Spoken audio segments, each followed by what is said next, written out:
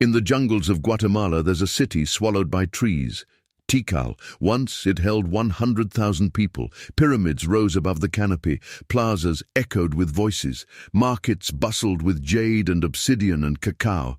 And then, within a lifetime, everyone left. The plazas emptied. The pyramids stood silent. The jungle crept back inch by inch, year by year, until the greatest city in Mesoamerica disappeared beneath green darkness. When Spanish conquistadors arrived centuries later, they found only ruins. The Maya were still there, in villages scattered through the jungle, but they had no memory of the cities, no memory of the kings, no memory of what their ancestors had built. The cities hadn't been destroyed by war, they hadn't been conquered by enemies. The Maya simply walked away. This is the story of a civilization that built mathematical astronomy, invented the concept of zero, created the most accurate calendar in the ancient world, and then abandoned everything. But the real mystery isn't what happened to the Maya, it's why they couldn't stop it. The civilization we misunderstood. For decades we got the Maya wrong. Early archaeologists saw the ruins and assumed the Maya were a peaceful civilization, ruled by priest kings who spent their time studying stars and calculating cosmic cycles. They were half right.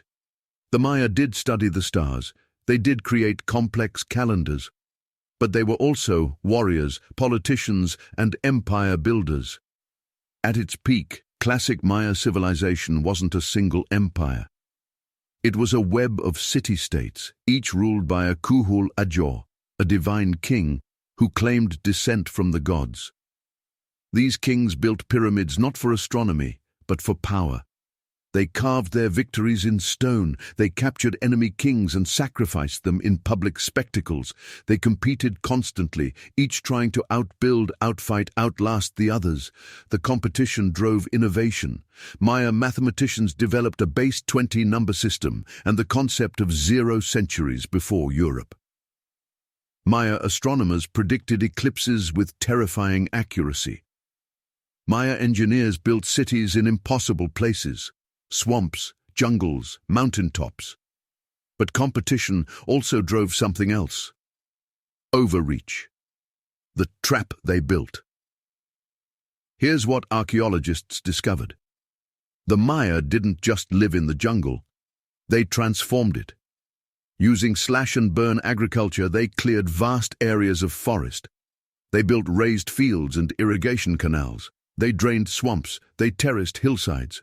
For a while it worked. The population exploded. Cities grew larger and more magnificent. Each generation of kings built bigger pyramids, commissioned more monuments, waged more wars. But the math was changing. Every new pyramid required more workers. More workers required more food required more farmland required clearing more forest. The Maya were caught in a trap of their own making. They had to keep expanding just to maintain what they already had. By the 8th century, some Maya regions had population densities comparable to modern rural China in a rainforest. Using Stone Age technology, something had to give, the first cracks. Around 760 CE, the inscriptions on Maya monuments start to change. Kings still carve victory stele, but the victories are smaller. Raids, not conquests. The wars between city-states intensify, but no one wins decisively anymore. The building continues, but the projects grow more desperate. Kings compete to build the tallest pyramids, the most elaborate palaces, as if stone monuments could hold back the future they all sensed coming. And then the droughts began. Climate data from lake sediments reveals what Maya texts could never admit. Between 800 and 1000 CE, the Yucatan experienced the worst droughts in thousands of years. Not one drought, a cascade of them, each lasting years, sometimes decades. Rain was life in the Maya world. Their entire civilization was built on the assumption that the rains would come. When they didn't, the first cities to collapse were in the south. Dos Pilas fell around 810. Copan around 820. One by one, the great cities emptied. The choice they couldn't make. Here's what makes the Maya collapse so psychologically fascinating. They saw it coming. Evidence shows Maya leaders knew they had problems. They held emergency summits. They formed new alliances. Some cities tried radical reforms, but they couldn't change the fundamental system because the entire civilization was built on competition between divine kings. Each king's legitimacy depended on demonstrating power, building monuments, winning wars, hosting elaborate ceremonies. To stop building, to stop competing, would mean admitting you were weak.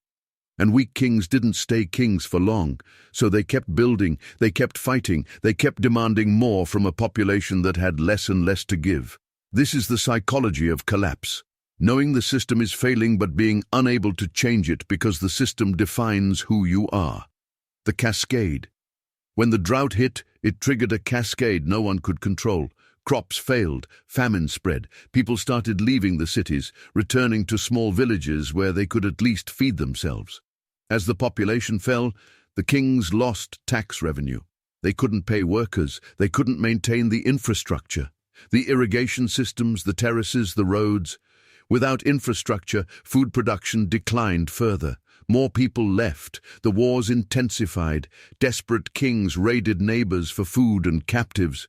Trade routes broke down. The obsidian for tools stopped flowing. The jade for rituals stopped flowing. The whole interconnected system started to unravel.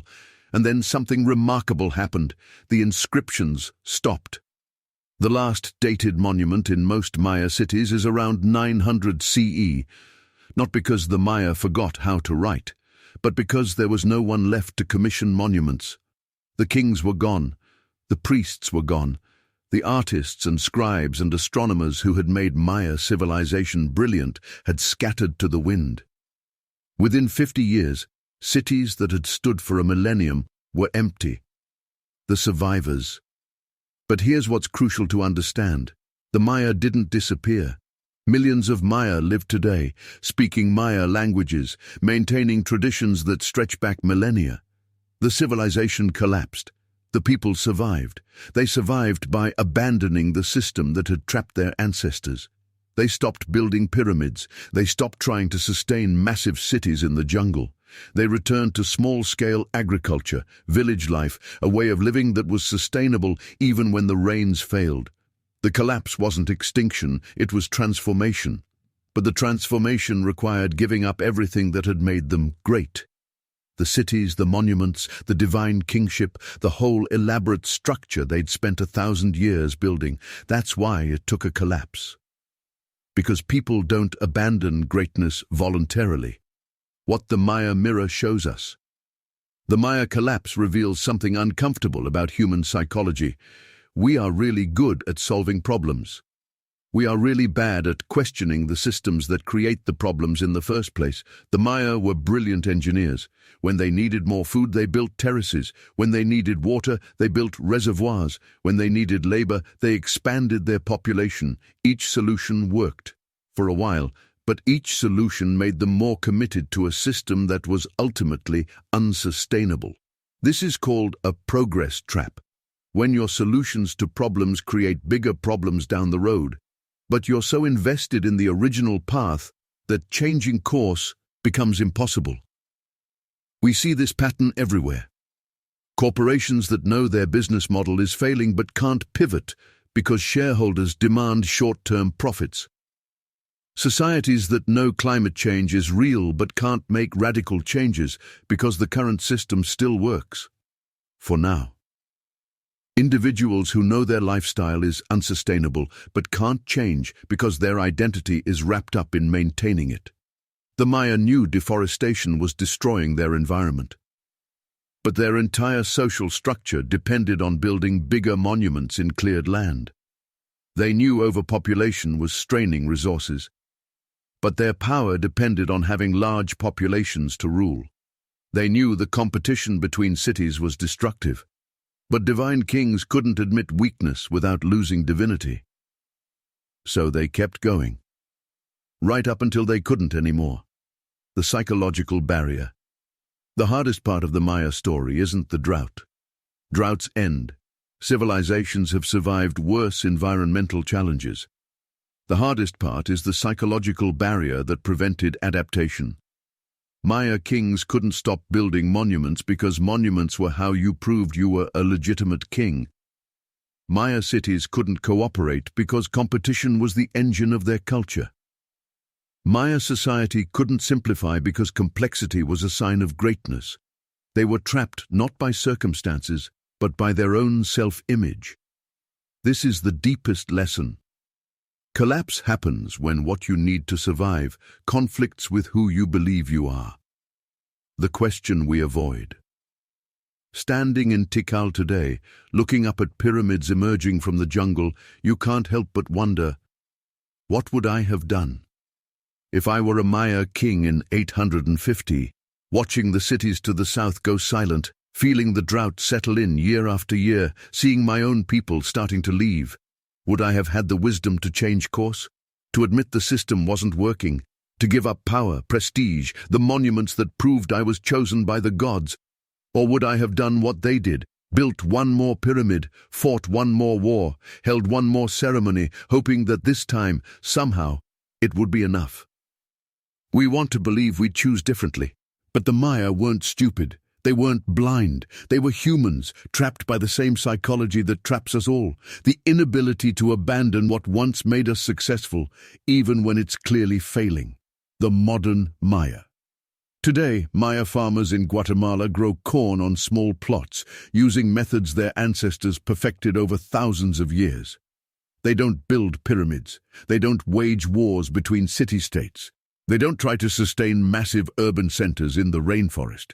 They learned what their ancestors took centuries to accept. Sustainability isn't about building more, it's about knowing when to stop. The classic Maya civilization collapsed because it couldn't stop. It was built on expansion, competition, growth, and when those became impossible, the entire structure came down. But the Maya people survived by remembering something older. You don't need monuments to be great. You need a way of life that can last. The warning.